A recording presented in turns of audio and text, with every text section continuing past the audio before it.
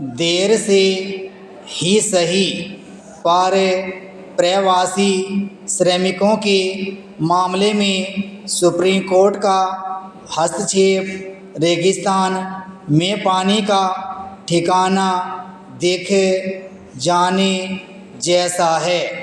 यह वाकई राहत प्रदान करेगा या मृग मरीचिका साबित होगा, भविष्य ही बताएगा।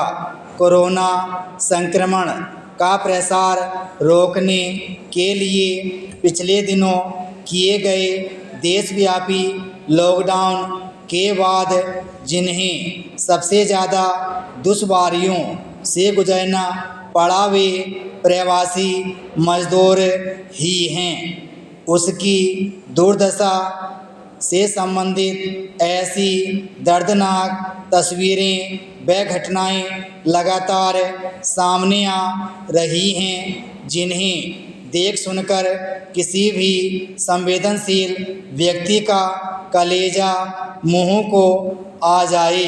हम ऐसी तस्वीरों को देख कर दुखी होते रहे हैं। कई समूहों और व्यक्तियों ने घोर मुसीबत में फंसे प्रवासी श्रमिकों की निजी स्तर पर थोड़ी बहुत सहायता पहुंचाने की कोशिश जरूर की है, पर ऐसे निजी प्रयासों की भी एक सीमा है।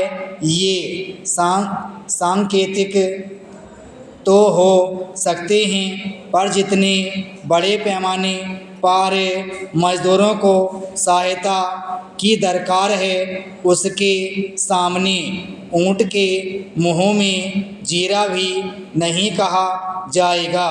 ऐसे में सुप्रीम कोर्ट का स्वतः संज्ञान लेना और सरकारों को प्रवासी मजदूरों की सहायता के लिए कानूनी तौर पर बाध्य करना निहायत ही ज़रूरी था।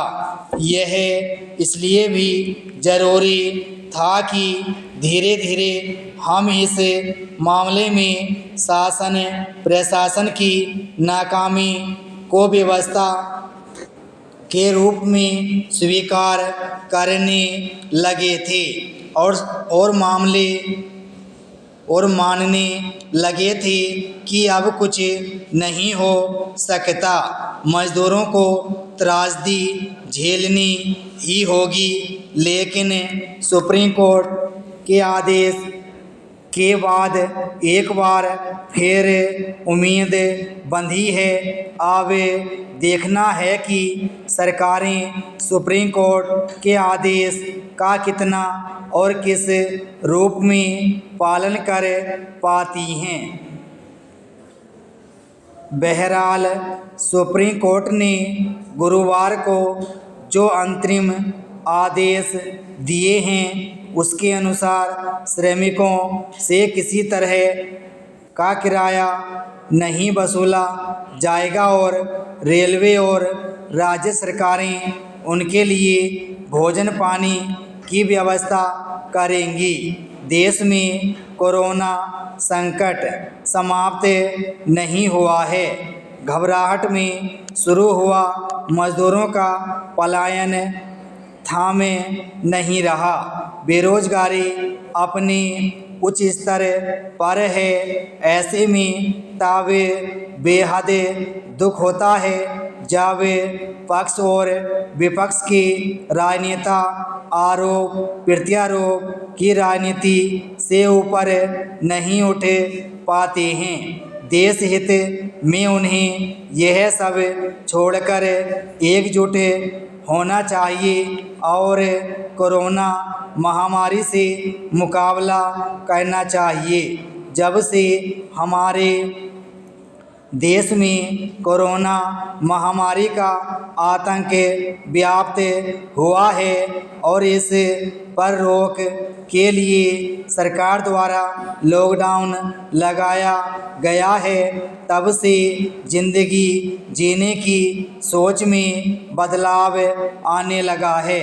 व्यापार के तरीकों में बदलाव देखने को मिल रहा है। माल उधार खरीदने बेचने के बजाय नगद बेचने का चलन प्रारंभ हो चुका है। हमें भी भविष्य की परिस्थिति के मद्देनज़र स्वयं को तेज़ी से बदलना होगा। विराम स्टॉप।